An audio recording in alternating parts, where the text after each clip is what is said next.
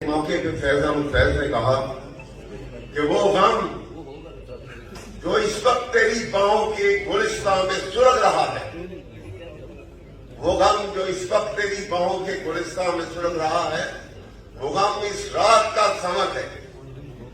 کچھ اور تب جائے اپنی آہوں کی آنچ میں تو یہی شرم ہے۔ ہر ایک سیاہ شاخ کی کماں سے جگر پہ ٹوٹے ہیں تیر جتنے، جگر سے نوچے ہیں اور ہر ایک کا ہمیں دیشہ بنا دیا ہے۔ ہم بلا خوف باہر نکلیں گے، اس لیے کہ ہم نے پاکستان کو بچانا ہے۔ اس لیے ہم سمجھتے ہیں کہ پاکستان کا آئین ایک واحد ایسا ڈاکومنٹ ہے کہ جس کے تحفظ اور جس کی سالمیت جب تک قائم ہے، جب تک اس کی سپریمیسی قائم ہے، جبھی تک پاکستان محفوظ ہے۔ ایک نیا مائنڈ سیٹ دیا جا رہا ہے، کبھی آپ غور کیجیے گا، ایک نیا مائنڈ سیٹ دیا جا رہا ہے پاکستان کے اسٹیبلشمنٹ کی طرف سے، اور وہ یہ مائنڈ سیٹ کیا ہے کہ rule of law is being substituted by rule of authority. Pakistan کو رول آف لا سے ہٹا کر ڈیسپوٹزم کی طرف، فسطائیت کے نظام کی طرف لے جایا جا رہا ہے۔ یہ فسطائیت کا نظام جو ہے، ہم اس کو فرعونی طاقتیں کہتے ہیں۔ فسطائیت کا نظام جو ہے یہ فرعونی طاقت ہے، اور اسی لیے میں کہوں گا کہ نہ گفتگو سے نہ وہ شاعری سے جائے گا، عصا اٹھاؤ کہ فرعون اسی سے جائے گا۔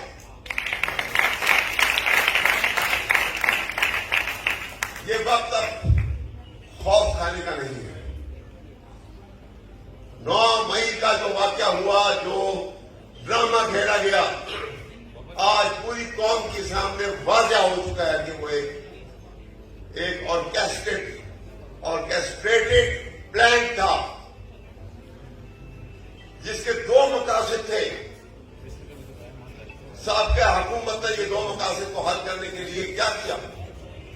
پاکستان کی اکانومی کو تباہ کیا ڈیلیبریٹلی، اور پاکستان کے عوام اور پاکستان کے مسلح افواج کے درمیان ایک نفرت کا بیج بو دیا۔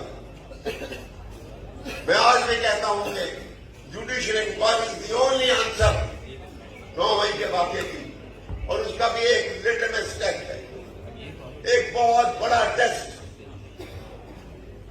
جس کا جواب نہیں ہے ان کے پاس، اور وہ یہ ہے کہ 9 مئی کو پنجاب پولیس کہاں تھی، جو ایک ایک قدم کے فاصلے پہ کنٹینر لگاتے تھے، اس دن کہاں تھے؟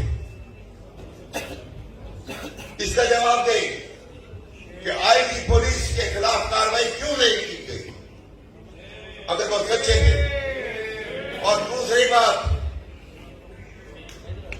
پنجاب لاہور کے کور کمانڈر کو کیوں ریموو کیا گیا؟ اس کا جواب دیں۔ یہ 2 باتوں کا جواب نکل آئے گا تو آپ کو پتہ لگ جائے گا کہ 9 مئی کا واقعہ کیا تھا۔ تو جناب، میں اس مختصر وقت میں اپنے نوجوان، جو میں بہت متاثر ہوا ہوں اس انداز سے، اور جوش میں نے صبح سے جوش و جذبہ اپنے نوجوان مقررہ میں دیکھا۔